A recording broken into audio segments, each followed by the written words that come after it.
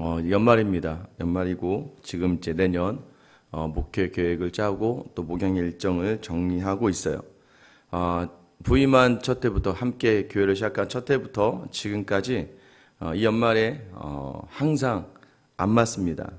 해야 될 것과 가지고 있는 것과 항상 차이가 있어요. 그럼에도 불구하고 이 일을 해 나가는 이유는 이 목양과 목회는요, 사람의 계획과 사람의 생각과 또 세상의 그런 일반적인 생각으로 진행되어져 가는 게 아니라 모든 자리가 믿음으로 되어지기 때문입니다. 비단 교회만 그러겠습니까? 여러분도 내년을 계획하고 나아갈 때 여러분들도 들어오는 월급과 살아야 될 것들과 또 보통은 다 또 내가 가지고 있는 것과 내가 해야 될 것들을 또 건강도 마찬가지 아니겠습니까? 내가 하고 싶은 것들이 있는데 지금 내 상태를 그러다 보면 항상 괴리가 있고 항상 어려움이 있을 수밖에 없어요. 그럼에도 불구하고 우리가 그 자리에서 버티며 견디며 그 자리에 꿋꿋이 있는 이유는 우리에게 주신 이 믿음으로 우리가 살기 때문인 줄 믿으시기를 축원합니다. 믿음으로 사는 거예요. 어제 노예 목사님들과 이제 교제 자리가 있었습니다. 한 달에 한 번씩 모여서 오전에 운동도 하지만 그것보다도 함께 모여서 서로의 이야기들을 나누고 또 서로의 목회에 대한 이야기들을 나누기도 합니다. 그런데 이제 어제 올해 마지막 모임이 되는 거죠. 마지막 모임을 가지고 있는데요. 참 감사한 거예요. 이제 돌면서 이야기를 합니다. 저도 마찬가지고. 그런데 제가 이야기하고 나면 어떤 목사님 대부분이 참 목사님이 부러워요 이렇게 이야기하시는 분들이 많습니다. 참 감사한 거죠. 지금 이 현재 교회가 다 어렵고 힘들고 지쳐가는데 그래도 하나님께서 새로운 영혼들을 보내주시고 교회가 활기가 차고 또 저희가 우스갯소리로 교회 규모는 작지만 할 거는 다 하는 걸 그분들도 이제 같이 보니까 어제도 뭐 하셨네요. 야, 이걸 어떻게 할 수 있어요? 라고 하는 것들. 가만 보면은 거기 계신 분들이 저희 교회보다 큰 교회 표현이었지만 더 사람이 많은 교회에 계시면 많지는 않아요. 그런데요, 어제 마지막에 오면서 제 손에 제품이 한가득 선물을 받아가지고 왔어요.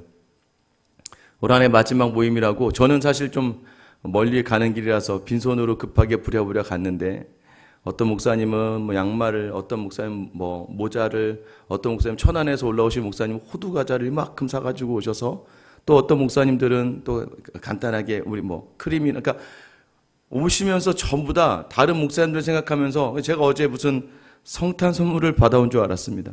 집에 와서 이만큼 제가 선물을 받아가지고 온 거예요.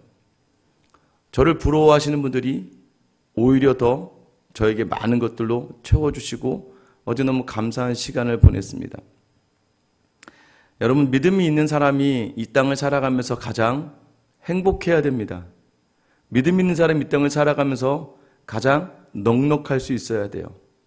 여러분, 그게 바로 우리 믿음이 주신 특권이고 특별하신 하나님의 사람만이 이 세상을 살아가는 힘이기 때문입니다. 세상이 감당할 수 없는 힘, 그게 바로 믿음이에요. 그러니까 세상 사람들은 이해가 되지 않지만 그 믿음이 세상을 전복시키고 예수 그리스도의 승리를 보여주는 줄 여러분 믿으시기를 축원합니다. 그래서요, 하나님의 사랑을 받은 사람은요, 하나님의 사랑에 집중하는 사람은요, 더 나누고 더 사랑하게 되어 있어요. 왜요? 하나님을 기쁘시게 하는 방법이 무엇인지를 알고 있거든요. 1절에 보면 형제 사랑하기를 계속하래요. 형제 사랑을 해야 된다고 이야기하는 거예요. 하나님을 사랑하니까. 그런데 그냥 해야 되는 게 아니라 계속 해야 된다고 얘기해요. 간혹 가다가 교회 오시면 이제 본인이 은혜를 받고 특별한 마음을 주시면 저에게 와서 목사님 제가 이걸 한번 해볼게요. 목사님 제가 이거 한번 해보겠습니다 하시는 분들이 있어요. 그럼 제가 항상 판단하는 게 있습니다. 무엇이냐면 계속할 수 있는가. 딱 한 번 하고 그쳐질 거. 잠시 본인이 어떤 은혜를 받아서 감정적으로 순간적으로 이거 했으면 좋겠다라고 생각해서 하고 그 다음부터 나몰라라 하면 아니야만 못하는 거예요. 왜요? 그만큼 또 경험이 있기 때문에 사람들은 그만큼을 요구하거든요. 근데 한 번 하고 딱 사라지면 여러분 마치 그냥 와서 마음만 어렵게 하고 혼란스럽게 하고 부흥 들뜨게 하고 그냥 사라지는 것과 다를 바가 없거든요. 섬김의 자리는 한번 시작하게 된다면 계속할 수 있는 그게 섬김이에요. 사랑도 마찬가지입니다. 한 번 도와줬다 끝나는 게 아니에요. 여러분, 교회도 마찬가지입니다. 자꾸 교회에 있는 하나님의 사랑은 변하지 않는데 왜 그렇게 사람의 마음이 변할까요? 하나님의 사랑으로 사랑하지 않기 때문이에요. 하나님의 사랑으로 사랑해야 변하지 않고 계속 사랑할 수 있는데, 남편을 바라봐도 마찬가지예요. 아내를 바라봐도 마찬가지입니다. 여러분, 자녀도 왜 자녀를 잘 양육하다가도 화가 나고 분이 나는 줄 아세요? 내 힘으로 들어가니까, 하나님의 사랑으로 하지 않고 내 힘으로 하니까 그러는 거예요. 여러분, 그때 하나님의 사랑을, 하나님의 일하심을 경험하고 싶다면 내 힘과 내 사랑을 내려놓고 하나님의 사랑으로 감당해야 감당할 수 있다는 겁니다. 2절에 보시면 손님 대접하기를 잊지 말라고 또 이야기해요. 이것도 지속적인 거예요. 여러분, 손님 대접하는 거 여러분 쉽지 않죠? 지금 이렇게 현대사회를 살면서도 손님 대접하는 게 쉽지 않았는데요. 여러분 잘 생각해 보세요. 저희가 어렸을 때, 제가 어려서 자라면서 저희 어머니 항상 두 가지 원칙이 있어요. 집을 살 때. 첫 번째는 교회에서 가까워야 되는데, 무조건 교회에서 가까워야 돼요. 새벽 제단을 쌓고 기도하셔야 되니까. 두 번째는요, 방은 어떨지 모르겠는데 거실은 무조건 넓어야 돼요. 왜 그러냐면 구역 식구들, 교회 손님들, 교회 친구들, 교회 이제 그 제자들, 교회 사람들 와서 집에서 같이 모임을 가져야 되기 때문에 항상 저희 집이 거실은 좀 넓었습니다. 뭐 지하에 있던 어디에 있든 좀 넓은 집, 거실이 넓은 집. 왜냐하면 모임을 가져야 되니까. 손님을 항상 받아서 섬기기를 즐겨 하셨던 것 같아요. 그런데 여러분 어떻습니까? 집에 손님 데리고 들어오기가 여러분 굉장히 불편하시죠? 여러 가지 생각합니다. 어지러져 있고 준비가 안 됐고 여러 가지 생각을 하죠. 근데 여러분 2000년 전, 수천 년 전을 생각해 보세요. 더 손님을 받기가 어려웠겠죠. 어찌 보면 한 집에서 그냥 같이 살고 있는데 이 당시에는 순회 선교사들이 많았습니다. 말씀을 전하기 위해서 말씀만 붙들고 여기저기에 그냥 정처 없이 다니는 마치 선교사님들처럼, 그러나 한 곳에 두지 않고 교회가 있는 곳이라면 어디든 가서 말씀을 전하고 가르치는 분들이 있었어요. 그런 사람들 누군가가 품어줬어야 됩니다. 물론 여유가 있는 부잣집도 있었지만 교회 성도들 중에 그렇지 않은 가정도 많았다는 거예요. 근데 그 가정의 문을 열고 손님을 대접하는 것, 여러분 이 기독교 유대인들에게 그 자리가 바로 하나님을 사랑하는 사람이 감당해야 될 자리라는 것을 말씀하고 있는 거예요. 그러면서 부지 중에 천사를 대접한 아브라함의 이야기를 탁 한 입 꺼내놓죠. 사람 섬기고 사람을 사랑하는 것을 놓치지 말라는 거예요. 3절에 보면 너희도 함께 갇힌 것 같이 갇힌 자를 생각하고 너희도 몸을 가졌은 즉 학대받은 자를 생각하라고 이야기합니다. 여러분 지금도 마찬가지지만 집안에 누가 감옥에 갔대. 여러분 그러면 그 사람과 교제하는 것이 쉽지 않습니다. 괜히 불편해져요. 특별히 이때는 예수 믿어서 감옥에 갔다. 그러면 마치 반란을 일으키거나 배교하거나 이단을 섬기는 것처럼 손가락질 받던 시대예요. 그런데 그때마다 어떻게 하라는 겁니까? 갇힌 자들을 생각하여 너희도 몸을 가졌은즉 학대받은 자를 생각하라는 거예요. 여러분 그 마음을 가지고 서로를 돌아보라는 겁니다. 여러분 지금 우리 안에 내가 갇힌 것처럼 다른 사람이 내가 학대받는 것처럼 있는 상황이라고 생각하고 다른 사람을 돌아보라는 거예요. 여러분 왜 기독교가 로마를 뒤집어 엎었겠습니까? 로마를 뒤집어 엎은 건 힘이 아니었어요. 사랑이었습니다. 여러분 로마의 수많은 귀족들이요 믿음을 어떻게 얻게 되는 줄 아십니까? 특권층에 있었던 사람들이 그 하층에 있었던 종들이 가졌던 기독교를 왜 가지게 되었는 줄 아세요? 당연히 여러분 힘들면 예수 믿기가 좀 쉽습니다. 위로와 대가 필요하고 나에게 정말 따뜻함이 필요하니까 예수님의 그 사랑이 필요해서 만남이 수월해져요. 인생의 고통과 어려움 속에서 예수를 만날 수 있어요. 왜? 그때는 다 자포자기한 상황이거든요. 그러니까 내 안에 뭐가 비어져 있기 때문에 빨리 예수님이 들어올 수 있는 상황이 됩니다. 그럼 귀족들은 뭐가 아쉬워서 예수를 믿을까요? 사랑이 부족해요. 이 땅의 사랑으로 채워질 수가 없어요. 로마가 존재하던 그 시대에 항상 수많은 돌림병들이 돌기 시작합니다. 빌립보 지역을 중심으로 해서도 돌림병이 돌아요. 여러분 그러면 수많은 사람이 죽어나가죠. 당신은 어떻게 할 수가 없으니까 국가에서 도시를 폐쇄합니다. 조금이라도 환자면 다 못 움직이게 놔두고 아무리 가족이라도 다 이전하게 합니다. 그리고 다 떠났어야 돼요. 그래서 빌립보라는 지역 근처에 일어났던 모든 돌림병이 있었는데 모두가 다 떠나갔어요. 근데 여러분, 그때 그 도시에 남아서 아픈 병자들을 치료해주고 아픈 환자들 돌아봐주고 장례도 치러주고 그 어려운 시간들을 다 돌봐줬던 사람들이 바로 기독교인들이었습니다.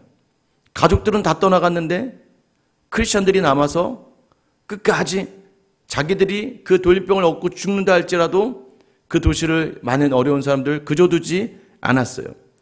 여러분, 귀족들도 자기 가족을 두고 갔다가 돌아온 사람들 또는 아팠다가 회복이 된 사람들, 그때 그 사람들에겐 진짜 사랑이 무엇인지를 알게 되고 그러면서 기독교가 이 로마를 뒤집어 엎을 수 있는 힘이 되는 거예요. 여러분, 왜 여러분들이 삶에 가장 큰 영향을 주는 사람이 누구라고 생각하십니까?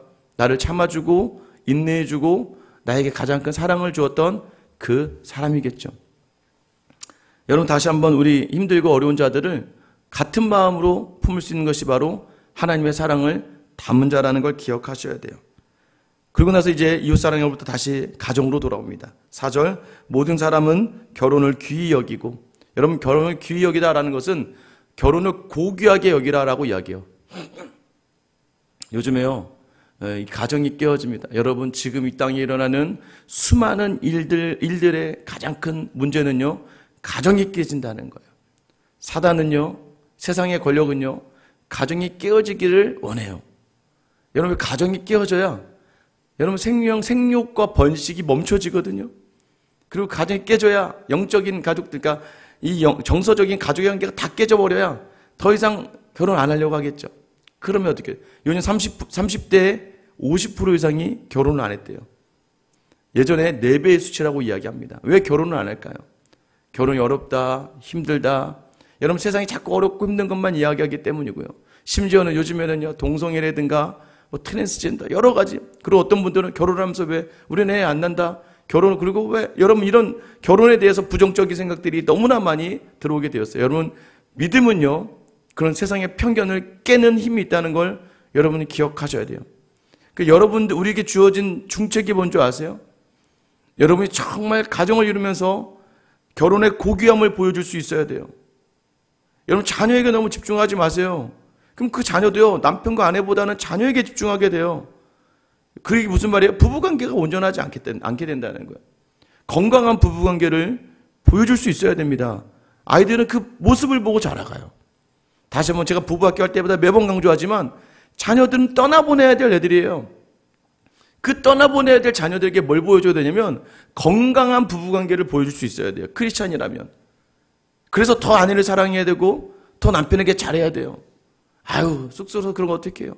여러분, 그렇게 하지 않으면 여러분의 자녀도 그렇게 하지 않다가 결국 서먹서먹해지고 차가워지는 것이죠. 당시에도 마찬가지였어요. 결혼 무용론자들이 많았어요. 아유, 그냥 뭐 무슨 결혼이냐. 그런데 여러분, 다시 한번 히브리서 기자는 강조합니다. 결혼을 고귀하게 여겨라. 여러분의 남편과 여러분의 아내를 내게 하나님 주신 최고의 선물로 여기며 섬겨야 자녀들이 그걸 보고 배우는 거예요. 자녀들이 건강한 가정을 꾸리기 원하십니까? 여러분이 보여주셔야 돼요. 내 힘으로 아니라 믿음으로 부부가 어떻게. 저희는 지금도 노력해요. 왜냐하면 저희는 항상 저희 아내가 우선이고 저희 아내에겐 제가 우선입니다. 아이가 아무리 넷이 있어도요, 항상 저녁마다, 어제도 비가 부나 바람이 부나 영하 10도로 떨어지나 15도 떨어지나, 이제 저 요즘에 아내가 이제 발이 좀 안 좋으니까 휠체어를 좀 빌려서, 휠체어 왜 빌렸냐면 산책하려고. 휠체어를 몰고 밤새라도 계속 가요. 그리고 대화를 하고 나면 아내와 제가 많은 대화를 이야기하니까 이 가정에 어떤 문제가 있어도 저희가 문제가 일어나지 않는 거예요. 저희는 눈이 가득한 한파가 가득해도 옷을 꼭 껴입고라도 걸어서 걷습니다. 그 시간이 참 귀하고 복된 거죠. 여러분, 결혼을 고귀한 걸로 여기셔야 돼요. 또 침소를 더럽히지 않게 하라고 이야기합니다. 음행하는 자들과 간음하는 자들은 하나님이 심판하시리라. 여러분, 음행과 간음에 대해서는 성경에서는 반드시 심판받는다고 이야기하고 있어요. 혹여나 조금이라도 다른 생각을 가지고 있다면 빨리 돌아서야 됩니다. 여러분, 왜 그동안 쌓아놨던 모든 것들을 한순간에 이루려고 하시는지 모르겠어요. 가장 미련한 것, 돈도 참 문제지만 성적 타락은요, 특별히 음행은요, 특별히 간음은 다른 남자와 다른 여자를 향하는 이 자리는요, 그동안 자신이 쌓아왔던, 인생이 쌓아왔던 모든 것을 포기한다고 보시면 돼요. 여러분, 그런데 그것을 이 땅에서의 포기가 아니라 더 나아가서요, 하나님이 반드시 심판하신다고 이야기하시는 거예요. 조금이라도, 일말이라도 혹여나 이 설교를 듣거나 이 설교 영상으로 보시거나 또는 누군가 알고 있다면 권면하셔야 돼요. 왜요? 하나님이 이 가정, 하나님의 명령을 깨는 첫 번째 수단이 바로 가정을 깨버리는 거고, 그 약속, 여러분 맹세하셨을 거 아니에요. 예배 드리면서 맹세하신 가정들도 있잖아요.